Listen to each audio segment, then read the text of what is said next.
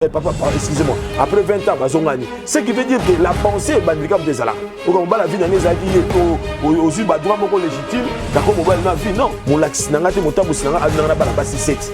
Mais, mobile n'a que Aza obligé à bala pour la poto, à bala, à faire ça, Talasco. Dans sa contre, parce que l'État sont battus mon ancien, l'État est au Babali. Mais Bangonde, Babali, parce que pasteur, biso toza bato to botani église et botani pour la Pentecôte église on a la ngabo terme on a mokili to biso soza na mokili mais il y a aussi des avis qui sont un peu être contraires il y a makabebele parce que François est l'ambassade de la paix enfin na bato susu assemblée la raté de ton profession na mon côté mais to faire dans Pamboli site encore le chemin de la foi. Donc Nzamba Pambola vraiment maman Nabiso Liliana donc Akindeli Bosso papa Nabiso caméraman Kelele donc merci pour la visite donc je suis tellement flatté donc que vous puissiez aller encore de l'avant. Nous cherchons des hommes et des femmes qui veulent encore promouvoir l'évangile de Jésus qui fait de sorte que l'enfer soit dépouillé que nous puissions enrichir le royaume de Dieu. Que Dieu vous bénisse vraiment. Bodlanda en tout cas la chaîne 3W donc chemin de la foi TV donc vous allez jamais dessus parce que ce sont des paroles de Dieu qui sort là-bas. Or, les paroles de Dieu ne sortent jamais en vain, il rentre jamais vers lui sans accomplir ses desseins. Que Dieu vous bénisse. Tobateli Kimia. Amen. Amen. Oui, moi, je suis bandeko. Toi, lelo, tozolo belali solo ya chemin de la foi. W. Chemin de la foi. La foi, c'est une ferme assurance. J'espère et je crois, je les confesse au nom de Jésus. Ce que vous l'avez dit. Émission naba zela ya chaîne oyo chemin de la foi je crois que eko activer les sous foi nabino pe bozo o nini nzambe bongsa ki pona bino biso to la nini de la foi ndenge na baka pa na biso tolia kabien je sors de mon papa Francis Lola tolia kabien donc kolia kabien neza donc tolia ka nourriture céleste on nzamba pesa pende kitela biso yango tozozo mwa boanya o nanzela molimo mo santo ya tali sabino ete bolanda chenoyo eza bien et pambolaka et kangolaka spirituellement physiquement moralement et pourquoi pas matériellement parce que balobi nyonso awa Nyosoka awa au centuple et au siècle à venir la vie éternelle et surtout la crainte de Dieu et kolinga nzambe koto sanzambe et le kinyoso bolanda biso na www chemin de la foi TV kola pambola bino na kim de Dieu na memeli bino produit oyo eza vraiment efficace pour na ba couple na biso bandeko bomoni ke libale komo kende neti ekufa na ngote ta la solution. Donc, à la maison, il y a pasteur Francis Lola, des places beaucoup de produits Maxi Bien-être. Il y a un combo Maxi Bien-être. Et ça, la bola, mon akata ba couple na biso. Et ça, bongi ça ba couple na biso. Et ça, bongi ça ma comme côté ba papa. Donc, bon ça, il a produit vraiment beaucoup de monde qui est résultat et ça vraiment meilleur. Que Dieu vous bénisse. Amen. Oui, nazo présenter bino produits oyo ezali pour na ba papa na ba maman surtout biso ba maman basaka femme de chambre. Ba maman o basaka misala na ba maison de retraite. Mo mukongo pasi ba ndoto pasi. En tout cas, merci bien-être ezali merci bien-être ezali pour na biso nyonso ba maman na ba papa to utiliser produit oyo vraiment biso to meka ki ango to moni résultat eza meilleur. Shalom peuple de Dieu. Bienvenue dans votre émission à la recherche de la vérité qui sera présentée par moi, votre humble servante, la sœur Liliana. Que Dieu vous bénisse de partout où vous avez eu la belle occasion de nous suivre dans notre site www.chemin de la foi TV. Que du bonheur avec Jésus. Aujourd'hui, nous avons l'honneur et le plaisir de recevoir pour vous un homme de Dieu. Il est parmi nous, en chair et en os. Alors tout à l'heure, nous allons faire découvrir l'homme de Dieu avec Pambola à travers www.chemin de la foi TV. Nous allons beaucoup découvrir ensemble avec moi. Shalom papa. Shalom ma sœur. Vraiment, c'est que du bonheur. Tous vraiment ravis et tous en essayant de makasi ya koyambayo na kati ya site na biso ya www.chemin de la foi. Moi aussi de même. Merci. Et pour na bandeko bazolanda biso moi mbote epai na bango libota na nzambe oyo bazomona yo na moment oyo. Bon, je dirais simplement shalom à nos bien-aimés dans le Seigneur bien sûr car c'est doux agréable de frères et sœurs de signer ces numéros ensemble et c'est là où Dieu répand et sa bénédiction. Par la grâce de Dieu, j'ai été la personne qu'ils ont choisi pour cette émission, le chemin de la foi, pourquoi pas aussi pour des personnes qui vont les regarder, la foi c'est une ferme assurance des choses qu'on espère et des démonstrations de celles qu'on ne voit pas. Amen. Donc je salue tout le monde, les personnes qui vont les regarder et nous voulons parler à la lumière de la parole parce que tu dis que nous avons le fondement et la parole de Dieu. Nous connaissons qu'à partir, donc autre nous tous pesabiya nous les atteindre au coquille. Mais na mwanda mbonza ba pesi ya moto yando là. Mbote na mabota na bino, voilà, shalom. Amen, amen, amen. Vraiment, ndenge na biso bandeko balandi, tout ça vraiment béni. Alors pasteur, avant tout côté vraiment la carte il y a sujet na biso parce que tout ça na sujet moko lelo tokani ici sur la polygamie. To moni que yo za bien placé à ko aider biso en tant que papa, en tant que mosala nzambe o aider biso. Mais avant tout côté na yango, parlez-nous un peu du pasteur Francis Lola. Qui est le pasteur Francis Lola? Ma soeur, pour cette question, nous avons du mal à nous témoigner nous-mêmes. Christ avait dit donc, c'est les hommes qui vont témoigner qui je suis. Mais par la grâce de Dieu, par cette question qu'elle vient de me poser, je suis censé quand même de me présenter. Pasteur Francis Lola, c'est un homme de Dieu comme tous les hommes de Dieu. Il est marié avec une femme qui s'appelle Ariette Lola, père de 5 enfants. Et puis il a le ministère que Dieu lui a confié, par la grâce bien sûr. Ils ont planté na Pantin, au de 14h à 17h30 et dimanche et puis mardi et jeudi enseignement une fois par mois, tout ça on a veillé. Pasteur Francis Lola, c'est aussi ambassadeur de la paix qui a été nominé par UNICEF et puis UNESCO et puis la Kilpac. Pasteur Francis Lola, c'est aussi une personne qui fait les affaires dans le Seigneur. Amen. Donc comme l'apôtre Paul faisait ses tentes, Pasteur Francis Lola est aussi celui qui est en train de promouvoir l'évangile de Jésus moyennant CD, DVD, production. Donc c'est ça que le Pasteur Francis est en train de faire dans le Seigneur bien sûr. Donc tout en gardant cette lignée là, donc tout en veillant aussi de ne pas aussi sortir hors du Seigneur, mais dans le Seigneur, tout ce que nous sommes en train de faire. Tout ça qu'a fait Tawa, tout son rappel Mabota, Moyena, son tatine, bon donc voilà le pasteur Francis Lola, qui je suis, mais j'ai du mal aussi à me présenter trop. Le plus petit de tous. D'accord, d'accord, merci beaucoup, merci beaucoup. Alors papa, tongi toko na kati ya sujet la biso ya lelo mama na likam na ndenge bino batei bolo baka. To prévoir sujet moko pona libota na nzambe ezolanda biso sur la polygamie. Alors avant toko na mozindo nango nangi na yeba, qu'est-ce que la polygamie? Polygamie ezali ni toko définir en ndenge ni. Je ne sais pas, donc il y a des sortes de définir des choses de Dieu. Donc moni toza awana institution la divine constitution, la Bible, et puis il y a fil conducteur, je ne cesserai jamais de le dire tout au long des émissions qui battent pour interviewer là. Polygamie par définition, on a habité son dictionnaire dans la rousse de l'Obanine. Donc selon la Bible alors. Non, mais d'abord ils ont un mot français. Selon la Bible, mais étymologiquement parlant, ils ont ils ont trouvé sens d'abord en français, donc vocabulaire moi ils ont un mot français pour définir. Ils ont mutoyo, azana basi et ebele. C'est ça qu'on appelle polygamie, 2 ou 3, donc oyo aza monogame, donc oyo aza na moi si mon côté na bengaga polygame. Donc si ko na niveau de la Bible na habité son à répondre on comment. Donc que dit la Bible par rapport à la polygamie alors? Ah d'abord, Bible ko ko bali kambuti, il faut appeler comme on peut dans la carte Bible. Bible ça wana ils ont parfois ba réponse sous l'enseignement en nature. Mais faut ba source il y a polygamie et outil wapi. Bandeko bazo na biso to moni Adam quand Dieu avait créé le ciel la terre, Genèse chapitre 1, Dieu plaça l'homme pour dominer, pour cultiver, pour assujettir et pour garder. C'est ça. Et puis Dieu a dit ce n'est pas bon que l'homme soit seul. Ce n'est pas la pensée de l'homme. Donc avoir la femme ce n'est pas la pensée de l'homme, mais c'est la pensée de Dieu. Donc Dieu dit ce n'est pas bon que l'homme soit seul, donc à créer une aide semblable. Donc tout le monde a Ève, Aïcha, dont notre mère donc est Ève. Donc yewana tout le monde a dit bala liboso nzamba tsaki basi bazaki balete mo zazaki moko et toké na ba descendant tout le monde a siko que non même ba Caïn tout le monde ba Seth tout le monde ba Noé et donc tout le monde ba l'autre mais siko likambu ya polygamie ya liboso na Bible bande ko talanga bolandanga pour la première fois o ezuzo accent na on kata polygamie Bible bin Abraham sors de ta patrie, tu iras dans les pays où je te montrerai et je rendrai ton nom grand. Amen. Je bénirai celui qui te bénira et je maudirai celui qui te maudira. La parole du Seigneur. Mais si Abraham abimina Sarah, abimina neve naye Lot. Tout le monde que Lot pas na moi sinaye, Abraham pas na moi sinaye. Mais d'où vient pour la première fois la citation que tout le monde a sens il y a polygamie côté dans la Bible.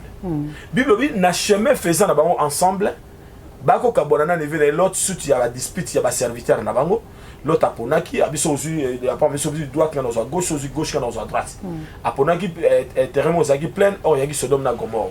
Ce n'est pas notre enseignement mais Bible dit que Abraham abané ko souffrir parce que Sarah abané ko botate. Et c'est alors que les babimaki na Égypte babimaki na servante na bango moko boyo avec moi musala bango comme on a Agar. Plus que Abraham était plaintif à l'âge avancé, Bible dit que Sarah a quoi qui a monté Abraham soka comme maintenant servante na ozaki na ngala timona musala. Donc dans la place histoire ya polygamie et bandit. Donc moi si ye moko muto abanda ki polygamie et ça te mobali muto akena ko lukula muto moi si ami balé. Donc l'histoire de la polygamie donc vient de la femme, c'est la femme qui avait dit que non yo moko zo servante tango bimanaï. Mais ce qu'on peut aussi sous-attendre que Abraham pas que boya aboya quitté. Donc quelque part quand on proposait mon bail non ils ont sans joie. Tout le monde dit que Ismaël a botamaki. Donc l'histoire de la polygamie dans la Bible prend acte dans l'ère Abraham Sarah a payé ses servantes. Tout le monde dit que basi ba komi balé mais bala zaki moko. C'est là où Ismaël est sorti mais ce n'était pas dans le plan divin de Dieu parce que Dieu avait dit celui qui sortira de tes entrailles. Donc comme on a que prophétie en excellence aux zaki parole en Nzambe et c'est concrétisaki Sarah komaki na zemi et puis abotaki Isaac la parole du Seigneur. Amen. Oh, wow. En tout cas, bandeko balandi boza pete boza la kana biso bino moko bomo na ndenge passer azo décortiquer sujet oyo nga moko esalinga malini na nzoto. Alors papa na ngina profiter lokola otangi kombo ya Abraham na kata makambo ya Bible. Siko na ngina tuna mutuna moko siko acte oyo Abraham asalaki ya kozala polygame. A péchaki contre Nzambe ou bien eza asalaki loko moko boyo ko mimela biso pe exemple à suivre na mikolo na biso yale. D'accord. Nous avons deux volontés. Dans ma campagne, nous avons une volonté mibale. Nous avons une volonté permissive, une volonté parfaite. Au moment où nous avons dit on se comprend. Donc, Dieu est l'appliqué. Qui dira qu'une chose arrive sans qu'elle tenait sur son autel? Donc, Dieu est au courant de tout. Rien ne peut surprendre Dieu. Nous avons tout karaté. Et là, on peut surtout que ça est athée. Mais tant que nous avons dit nous avons dit donc Abraham a pris l'initiative de sa femme. Il a accepté la parole de sa femme au lieu d'accepter la parole de Dieu. Dieu a dit à Abraham, parce qu'Abraham était aussi plaintif, il a dit que non, je m'en vais vers le chemin de tout le monde, mais celui qui sera l'héritier de ma maison, c'est Eliezer de Damas. Donc Damas, c'est sa ville à Syrie, c'est un serviteur qu'Abraham a été avec lui, ou il a héritier naïe. Nous avons dit non, ce n'est pas Eliezer de Damas, mais ça sera celui qui sortira de tes entrailles. Mais malgré la promesse, mais manque de patience, tout le monde qui Ismaël a bimi. Toi, on a deux volontés, volonté permissive, une volonté parfaite. Mais où est primaire en avion, à ta permissive et y est les bossos, mais parfaite, on verra quoi s'accomplit parce que Nzambe a souverain. Tout le monde qui Nzambe albakina. Abraham asala au moins Sarah mutandimaki polygamie akoki rote akomo bon Agar a commencé le fiel ti Abraham abenganaki Agar to moni ki nakata ya désert Nzambe misaki mai na kombo altaroy source mo maipo na makila ya Abraham ezaki na kati ya Ismaël. Donc muto liboso za auteur ya polygamie eza moi si mutu yemo ngalinga bazole mbanda ezaki mobilité. Donc bango balé ba péché qui contre Nzambe. Non. Je parle d'abord de la polygamie. Le mot péché, c'est la désobéissance. Or, on a l'air wana, donc loi mon côté et zo baki kozana moi si mon côté moi si mi balité. Donc avant moutasa li sou, faut ça soit désobéissance. Mais wana zaki bat ba vivre d'abord déjà. Jésus a dit au commencement, il n'était pas ainsi. Donc c'est-à-dire que biloko zaki ne bandeli, zaki bongote. Mais Sarah mouta koti ça. La source, la mère de la polygamie, c'est notre maman Sarah par respect à Bota Isaac, mais quelque part, il y a autorisé qui m'a camboné. Les récoltes, c'est côté, ma belle, c'est côté. D'accord. En tout cas, merci beaucoup, pasteur. Tout ça, tout ça béni vraiment la journée à l'élo. Alors, le cas là, to benga qui ba frère, ba sœur, ba yaba qui to koya ko sala émission à polygamie, émission na yo na sujet na sur polygamie. Frère moko atindeli biso message to koyeba message nyonso wa alobi avant azalaki musulman. Azaki basi mibale parce que normalement ba musulman baza na droit ya kozwa basi ebele. Azaki basi mibale. Alors lui le bananzambe eye katina ye abongoli motema akomi chrétien mais azaka na basi na mibale azotuna mutuna. Ndenga bongoli motema akomi chrétien atika abenga na basi mwasi moko atika na moko bi atika kana bango so mibale.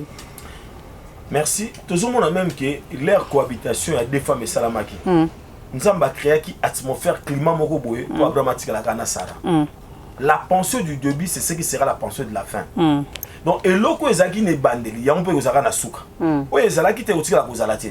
Makambo nzambe a permettre salama et kotika la ka jamais kokokisama na suka likambo aza na bango mibale. Ce n'est pas à moi le pasteur Francis Urbain qui donc kabwana mais okomonaka eloko moko ekoprimé Bible bito tika ivre na blé ekolanzela moko mais na l'air à moisson nde bakoyeba kolongola ya malamu pe ya mabe ba kolongola ko atia na moto nde azofana basolo mibale akososo mais bana wana ne azoba baza bana na ye akoki koboya bana te baza na makila na ye parce que Ismaël azali na makila ya Abraham tomoni ke nzambe pa pambola ki na komba altaroy mais na choix wana nzamba o créer circonstance moko boye non on va créer pas Sarah au moins moko comme marquer musa respect ce que yemo ko ça la choix na ye donc ce n'est pas au pasteur de dire à la personne non moi sinon non c'est sur le plan sentimental et la ndera la conviction parce que le yoza fouya conviction déjà le soum à la convaincre na nzambe mala moko abotika moko abotika na moko moko na pesuki ya boy kotika moko na ye moko na histoire maman moko boye nangola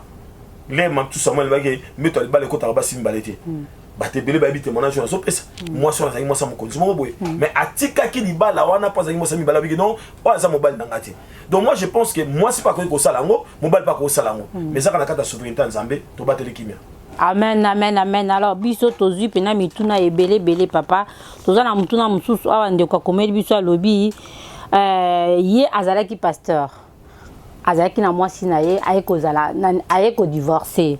Tanga divorcer ayeko zo mwasi mususu abaliye. Siko azotuna mutuna. Ye azana catégorie ya ba polygame ou bien azana kata catégorie ya ba monogame. Je répète encore, la pensée du début, c'est ce qui sera la pensée de la fin. Donc, et le konzamba monela kiyote, et ko kota, mabe eza visiteur, mabe eza mupaya, et tu as libéré te. Parce que nzamba sala mutuna mabe te, mabe ya ki lokola mupaya ti a libéré te, so ben mutu mupaya c'est aroya arokende. Donc c'est des gros nzamba kela ki mutuna pureté moko na sainteté mon image na ye. Le pasteur a question avec tout le respect, c'est un homme de Dieu, donc que je lui dois. Nana no babodo, libala liboso. Est-ce que pasteur on a abalaki légalement ou comment? Abalaki a divorcé, abali lissus.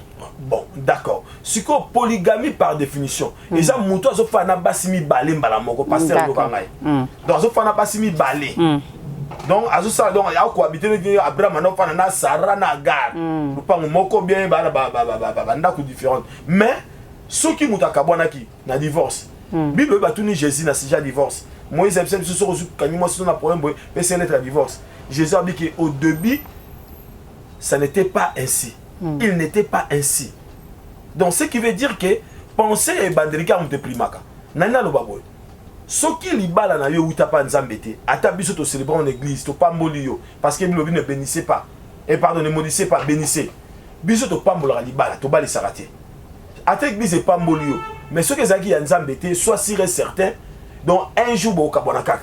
Ce qui peut même boka bonya mobali wana attaque ndasho zaki ya nzambe boko zonga na parce que oye wuti na nzambe zonga na nzambe. Ce qui moi sona au passage kabonene liboso asaki moi sa vie na été. O ami ba ne moi sa vie na ye, o mona ba otika tina suka. Ce qui ami balaza moi sa vie à pasteur te, pasteur ozonga ka moi sona liboso parce que nzambe akolinga te moyinya longa ye. Akozonga na penser bandeli. O nzamba pesa kiyo ato kimiango Jonas akimaki mais suka surtout pas kana nini. Okoko boye loko musu parfois pour la quarantaine ma bitu mona bato boyana après 10 ans bazongani après 50 ans excusez-moi après 20 ans bazongani ce qui veut dire que la pensée bandika des alaka okomba la vie nangeza ki moi c'est que neko to aboti bazongani mais le cas de ya pasteur exception na règle sur alaka ce qui moi sur libosa moi c'est bazonga so pas ça moi c'est été c'est que obi bainde moi c'est nzamba pambola. Merci beaucoup ndeko oyo tuni mutuna o ndeko pasteur omoni nenge pasteur Francilo la pêche vraiment mutuna kitoko alors tozongi na mutuna mususu tozo pusana na biso c'est amoka atindi message à lobi boye ye avivaka na mobali ya bato do mobali ana aza déjà na mwasi na ndako babotine bana mais abala te donc ndeka bavanda kan couple aye kozwa sœur wana lokola copine na ye bavandi mobali wana a jugé bon olé abala mwasi oya liboso aza na ndako abali sœur wana parce que sœur wana zo tuna abali ba pamboli na église na l'état na famille pamboli na église na l'état na famille copine wana oya ye parce que sœur wana zo tuna lobi yende aza famille légitime o ndenge ni. Merci. Bandeko Tolanda, eza ba question azo tuna eza facile pour nous répondre en haut mais azo répondre par rapport à la lumière et à parole. Amen. Na tomoni na kata Bible. Totuna reine Vasti na Esther na nazalaki moi sarwa to yo mona ke ezaki Esther parce que eloko eza ya yo te ato bandi nango ekoki ko échapper na maboko na yo o ezalaki ya yo soko zuanga te bundisami esukaka ya yo moi so ami balé wana lobi azaki copine ayebaki te ke mobala azali ko tromper abi ke ngala zaka na moi cité ah d'accord au moment où azana moi sina bana na ye d'accord so mobala wana lokola abalié na miso ya famille na ye na miso ya l'état na miso ya église donc libala oyo eza reconnu oyo eza oyo ebalami na l'état na famille pe na église moi so na liboso so babotani mwana bana na légalement parlant boy nde tozotala bosi oke apedre parce que mabalo ya kato fanda ezo bisa pe ba problème yango yo ndeko moi so fanda kata libala libala eza mboka libala eza symbole au moins on fanda na mobile na libala asa peso pas plus de 5000 euros maintenant babala tu pas fait ça 1000 euros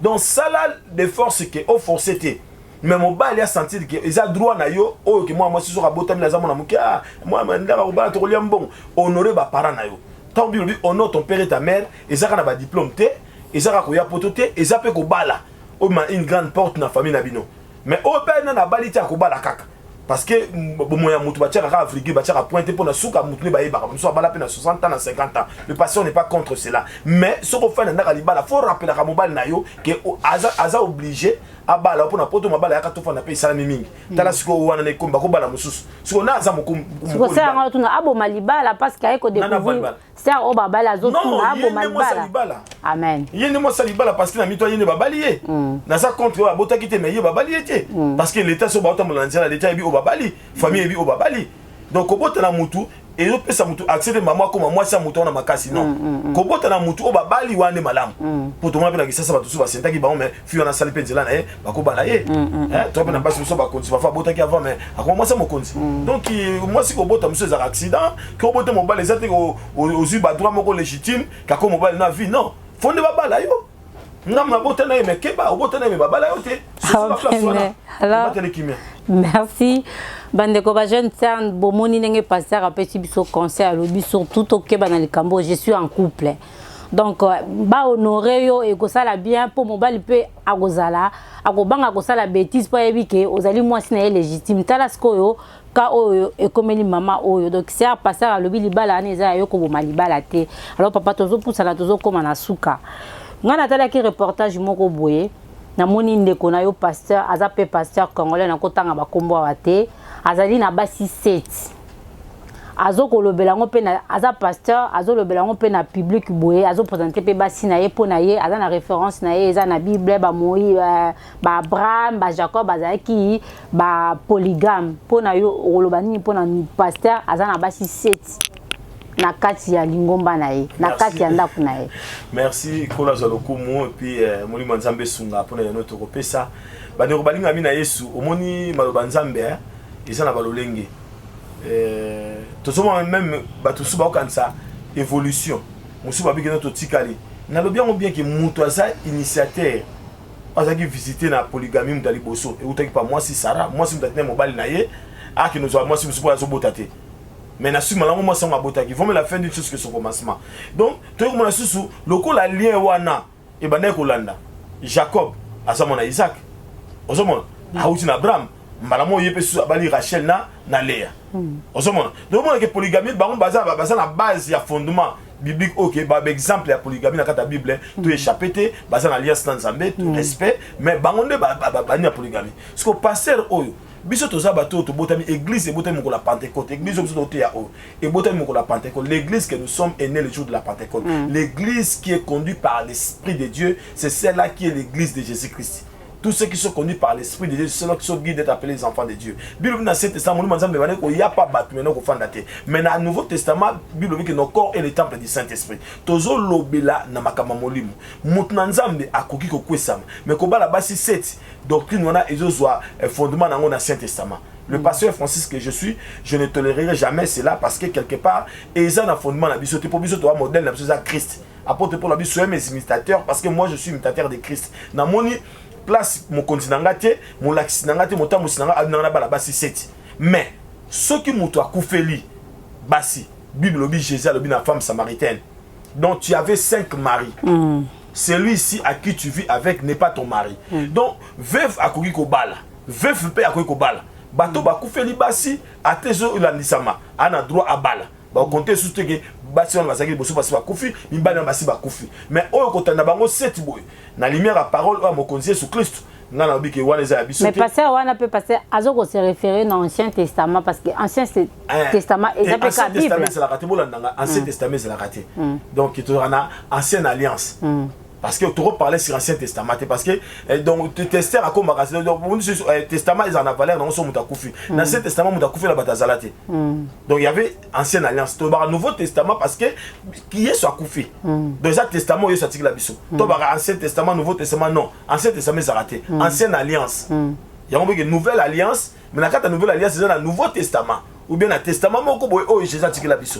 Donc langage Ancien Testament c'est langage qui a moi mabunga donc to pesa moi boanya no waiba donc bato bazo a fondement dans Bible l'Ancien Testament est l'ombre des choses à venir. Donc quelque part Bible ko musu to ko appuyer on te so to appuyer l'Ancien Testament to zape ba mutasali masumu tusenge ana tabana to kata makile bima.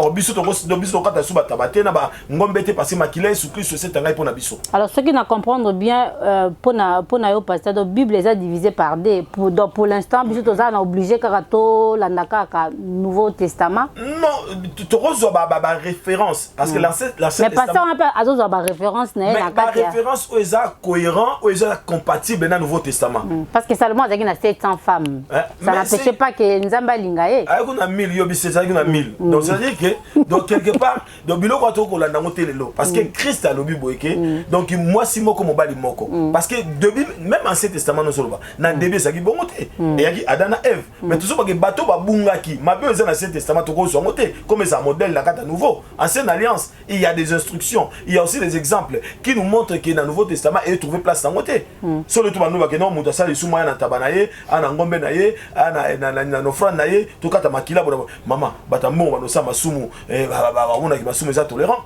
par rapport au ça masumu parce que allez on peut ça. Or Christ est pour nous notre offrande. Christ est pour nous les sacrifices agréés de Dieu. Christ est pour nous l'agneau de Dieu. Au chapitre voici l'agneau de Dieu celui qui ôte le péché du monde entier. Pour te dire que Ancien Testament tout soit biloko est compatible. Au ça la nuance dans le Nouveau Testament. Au est la négativité et que de perdre tout ko s'appuyer dans parce que et même sur la perdition. Merci beaucoup. Alors, Tozo pour ça, vraiment, Tozo, j'étais vers la fin de notre émission. Papa n'a pas li makasi. Je crois que Bandeko Botuni mituna na bino, woki pena papa nenga pesi miyano biano pena mudina mutazu par nae. Tozo pour ça, vraiment vers la fin de notre émission, papa. En conclusion, ponayo, polygamie, ezali malamu ou bien ezali mabe? Non, polygamie est condamnable. Le pasteur Francis ne prône pas la polygamie. Mais le pasteur Francis peut dire qu'un enfant de Dieu peut tomber. Moi-même, même Abraham. Après ça m'a qui fallait se regarder à Gara Kendaki. Abraham a yé kobala ketura les Sarakufi. Tout le monde dit qu'Abraham a son nakata lignée. Donc ce qui veut dire que Abraham a ça qui volonté donc moi si yemo ko mutu atinda ki mobali akoma polygame. Voilà pourquoi il ne faut pas tolérer. On a zobota nanga tikelo bota libanda tika biloko wana ba na no kufito ya robota sima. Continue mobali na buso bate.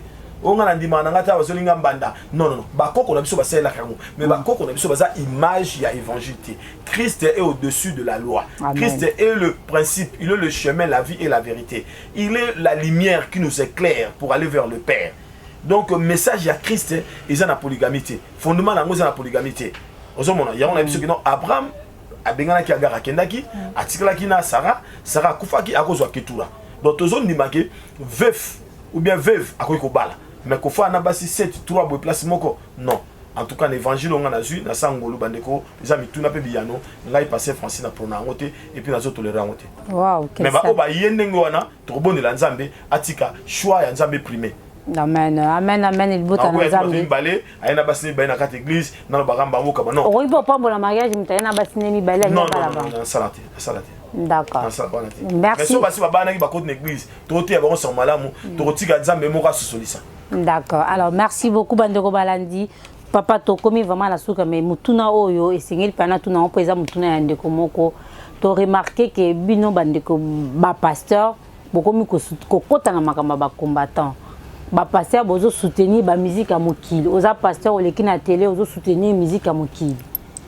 Qu'est-ce qui se passe entre bino na kati na lobana nzambe mosali na nzambe ole ozo temps ya côté ya batu mayo koti na kati ya polémique ya batu na mokili to benga bango baza ba pasteur ou to benga bango banani? Non, Bible obi même Néhémie abondela pour mboka na. Pour na osambela pour mboka na ezali sumuté.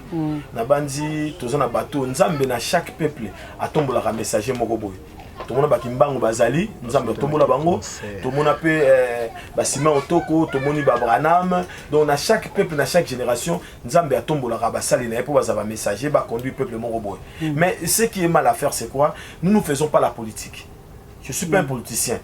Mais musique IP et outil dans Pas soutenir un concert, il y a des musiciens qui. Mais d'abord, je ne sais pas.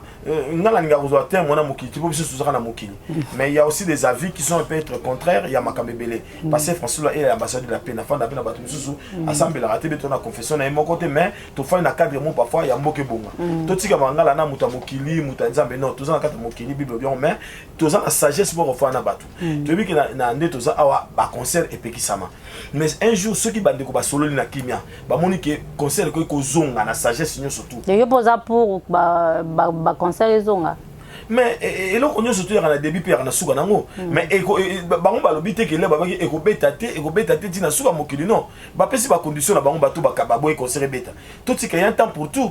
Il y a un temps pour pleurer, il y a un temps pour se jouir, il y a un temps pour faire la guerre, il y a un temps pour la paix. Donc bataille sur les alarango. Donc et là on peut assurer c'est nga bon nazo ba makambo dans l'ensemble. Po bino ba passer ba ko soutenir ba. Passer la côté makambo mokili te, ngaba na mokili. Donc il naza. Au côté makambo ba musicien profane. Non, solo ba bon. Non, parce que les chrétiens peuvent n'habiter par exemple les chrétiens sont bêta na monde comme ça pas qui ambia bêta quitté n'est pasteur frère et même quand nous pas bêta quitté donc c'est il y a ko makamte ça makambo ka balungwa na ngoti mais tant on sola on a boigna ko kena ngote net sur parti pris nas ambassadeur de la paix donc je suis au-dessus de la mêlée donc quelque part nazo on a créé au milieu du village donc nazo on a créé et l'eau comme ya malamu e ko za kimia toujours ko forcer batute mais toujours dans la batunyo surtout que kimia ezala pour ce kimia ezate et ko za mobulu totika temps je pense que bateau ba le bien ezala te basa la raison ba obezo linga ebeta basa la raison ba fanda ba solo là pour na kimia. Amen, amen, amen. En tout cas, merci beaucoup. Awa nangine semino awa tozali na Leader Production, ezali édition ya papa na biso Francis Lola awa toza na Château Rouge. Vraiment papa yambi biso na cadre na vraiment ya kitoko. Alors papa to comment poussa na vraiment na suka émission na biso. Na ebité message ni ozo pesa na libota na Nzambe par rapport ya musalo zo sala par rapport ya maison o kitoko sala libota na Nzambe. Bon, tout ça na tellement tout ça avec Jésus nous ferons des exploits. Amen. Avec Jésus nous ferons des exploits. Nazo boya bato bazo sambela, on dit au sambela comme le pekisa bango makamusu su bazo ko sabino. Oko sambela na ope au sala na yo, oko sambela pour ça va faire na yo. C'est-à-dire oui, parce qu'aujourd'hui, on dirait Jésus-Christ est venu endormir les gens. Au monde mon anzambe parfois azok banga biloko loko nyo soto budaza na ngwe ya mala mo akoti loge non. Mon anzambe penza batombo la rae. L'or et l'argent appartient à Dieu. Amen. Donc avec Jésus nous ferons des exploits. Place au ça musala ko pe comme mutambong. Donc Pierre a tuni Jésus. On dit que Pierre a qui pécheur hein. À côté de Kamba Yesu, il mukola Yesu na musune Yesu ancien des jours. Donc ça a ni de début ni fin, ça alpha pas oméga. Pierre a tourné Jésus. On l'a retourné à comme Seigneur, nous t'avons suivi. Donc, à part Yabat, nous t'avons suivi. Qu'est-ce que nous allons recevoir en retour? Jésus a compris que Mouto, on a ma vie éternelle. Mais à tout l'intérêt, mon Seigneur, au siècle présent, celui qui abandonne tout et il me suit. Au siècle présent, cette personne va recevoir au centuple. C'est-à-dire que ma camanza, mais ça va m'arrêter la tête. Ça peut bien à mon kili. Si ça joue c'est là mais dans les seigneurs, réjouissez-vous dans les seigneurs. Maramanza me commande de côté, oyote, maman, papa, aux électionnaires, à pas besoin de se plaindre à Yesu.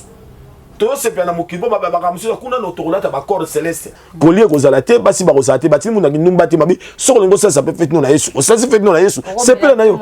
Te bongote masangate bongote, passage masangate, esengo yebuta kana masangate. Esengo takana masangate, passer à tolérer esengo. Réjouissez-vous, c'est un verset biblique dans les seigneurs. On va dans quatre églises boye, basel ba journée moropé ba agapé, au salisi votre basepeli à l'occasion de rien. Donc mais batoupe ba koki ko pambwama, ba chrétien riche basali. OK pe na Israël moni chrétien riche. Ezaka ba kamyo sote ba simba, ba kota ba logité. Eza biloko zo monanza mais nzambe mutakela ba voiture ba biloko eza nzambe mutakela do biloko ba zo créer na matière moko donc l'homme a inventé, l'homme ne peut pas créer, celui qui a créé c'est Dieu. So nzambe ba ke to vivre na mokili ote bon le moté ma faut kufa mais tant qu'on vivre donc kolingo za fainéanté ba chrétien qui fainéantise ba faut si là tellement que nous comme ça là un esprit de créativité donc Jacob nanda quoi là-bas biki atie marketer t'acheter pour avoir salaire naie donc Abraham était riche dans les seigneurs donc il faut que esprit de créativité ba initiative ko ezala ba chrétien comment ko sambe les amis so pe les qui truc comme mabe ko landa bata Congo te kuna chômage na makasi yo ba sambe la bana tongo tipoko na poto ko na ba idiote o sambeli que nous luka musala o sambeli que ndepe ko sala démarche ko kotsa makamba nzambe yango zo na Congo batebeli ba komba passer parce que musala ozo kotsa ka mbongo ezaki pasteur na poto oya ko benga mate ko kota makambo yeba kité nzamba zana to lukulo ba problème oh tout ça pe na besoin ba comptable en église toi pe na besoin ba avocat na carte église toi pe na besoin ba riche na carte église. Donc voilà, c'est que dans les Seigneurs, donc avec Jésus, on ferait des exploits. Psaume 60, verset 14. Avec Dieu, nous ferons des exploits. Donc il faut te bakina nzambe pour ça makama minene. Nzamba pambo. Merci beaucoup papa. Et bon ceux qui tomoni oyambi biso na maison na ceux qui mutu alingi aya ko somba baside tomoni baside des belé awa ya ba théâtre ya ba musique belé. Alors pesa biso itinéraire mutu so kaninga ya awa asalande. Tout ça on a 13 rue Marcadet na Château Rouge précisément métro Marcadet Poissonné au Kiti au rue Marcadet au numéro 13 au ko jappé na ozipe na au Kiti na mars do moins au Kiti po ya na makolo tout ça ka CD tout ça ka fret tout ça ka banvoi ya kosunga na mabota na kisasa 5%. Donc voilà et puis église des na Pantin 93 500 na Pantin so koye tout ça mbela de 14h à 17h30 na 45 rue d'Élysie na pesi maman la volonté de Dieu mbote na pesi maman Riette mo sanga mbote na bana na basali na nzambe nyonso ba kolanda émission oyoyo mbote na mabota na bino esika bozwami esika ba kolanda émission kimia na nzambe c'est la carte na no pe pas bola nzambe umela numéro de téléphone à passer Francis Lo 06 67 54 47 02 je répète 06 67 54 47 02 voilà que Dieu vous bénisse. Merci beaucoup. Quant à moi, comme je dis, de bonnes choses ne durent pas. Si ça dépendait que de moi, on allait rester ici parce que c'était que du bonheur. Topambola milibota na nzambe na ba réponse na ndenge pasteur a décortiqué sujet. Vraiment merci pasteur. Ndenge oyambi biso c'était que du bonheur pour nous. Merci pour l'honneur au PC biso ya rozala pembeni na yo. Je crois que c'est la première fois où awa egoza pembala ya liboso egoza pe asukate. Quant à moi, je dis merci beaucoup.